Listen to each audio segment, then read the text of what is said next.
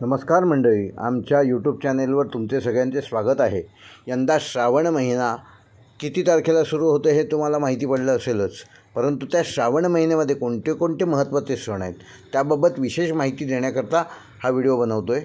सोमवार किती आहेत, कुठल्या सोमवारी कुठली शिवामूठ शंकराला अर्पण करणार आहेत, नागपंचमी कधी आहे, रक्षाबंधन कधी आहे, अंगारकी संकष्टी यंदा 1 वर्षांनी येत आहे ती कधी आहे, गोपाळकाला सर्वांचा आवडता सण तो कधी आहे, सोने खरेदीसाठी गुरुपुष्यामृत योग कधी आहे आणि पिठोरी अमावास्या लहान मुलांना चांगलं आरोग्य आयुष्य लाभावं याकरिता सौभाग्यवती स्त्रिया जे व्रत करतात ते पिठोरी अमावास्या कधी आहे ही संपूर्ण माहिती ह्या व्हिडिओमध्ये पहा।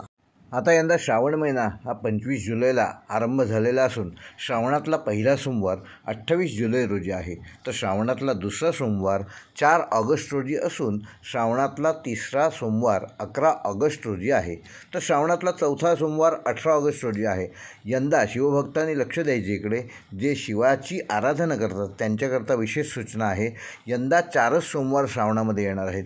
गेल्या वर्षीच्या श्रावणामध्ये 5 सोमवार होते, परंतु यंदाच्या श्रावणामध्ये 4 सोमवार आहेत, तेव्हा शिवभक्तांनी ह्याची नोंद जरूर घ्या।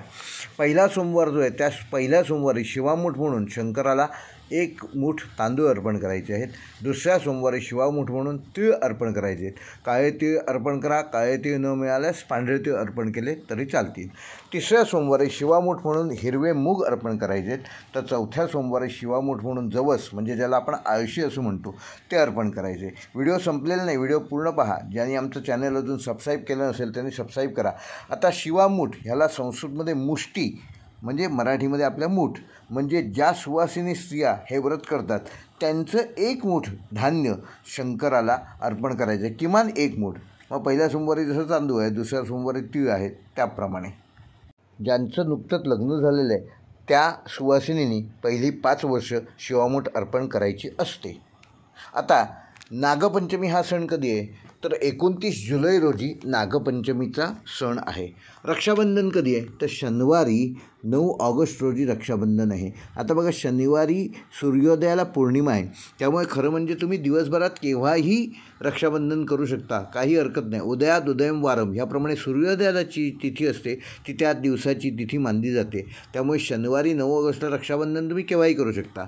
यंदा पहिली अंगारकी संकष्टी ही 12 ऑगस्ट रोजी आहे। जे गणेश भक्त आहेत, विशेषतः अष्टविनायक आणि लंबोदर गणपती गजानन गणपतीपुळे ह्या ठिकाणी मोठी यात्रा भरते, ती 12 ऑगस्टला संकष्टी अंगारकी संकष्टी ज्याला म्हणतात ती 12 ऑगस्ट रोजी आहे। आणि त्या दिवशी जे संकष्टीचा उपास करणारे आहेत त्यांच्यासाठी चंद्रोदय उपास सोडण्याची वेळ आहे रात्री 9:17 इंडियन स्टँडर्ड टाईमप्रमाणे मुंबईची ही वेळ आहे।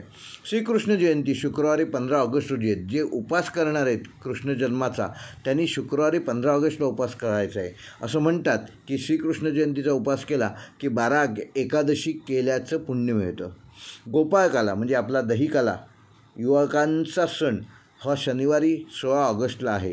गुरुपुष्यामृत योग सोनं खरेदी ज्यांना करायचे त्यांच्याकरता 21 ऑगस्ट रोजी सकाळी सूर्योदयापासून म्हणजे सकाळी 6 ते 20 ते रात्री 12:09 तुम्ही केव्हाही सोनं खरेदी करू शकता।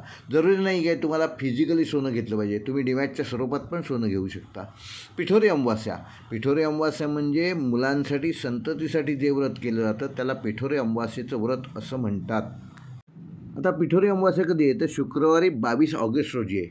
मातृदिन पण आहे त्या दिवशी। अमावास्या दुपारी 11:56 सुरू होत आहे आणि श्रावण समाप्ती आहे शनिवार 23 ऑगस्ट रोजी, म्हणजे संध्याकाळची अमावास्या जी आहे ती शुक्रवारी आहे आणि दिवसाची अमावास्या ही शनिवारी आहे, तेव्हा त्याप्रमाणे तुम्ही कुठलाही दिवस धरू शकता।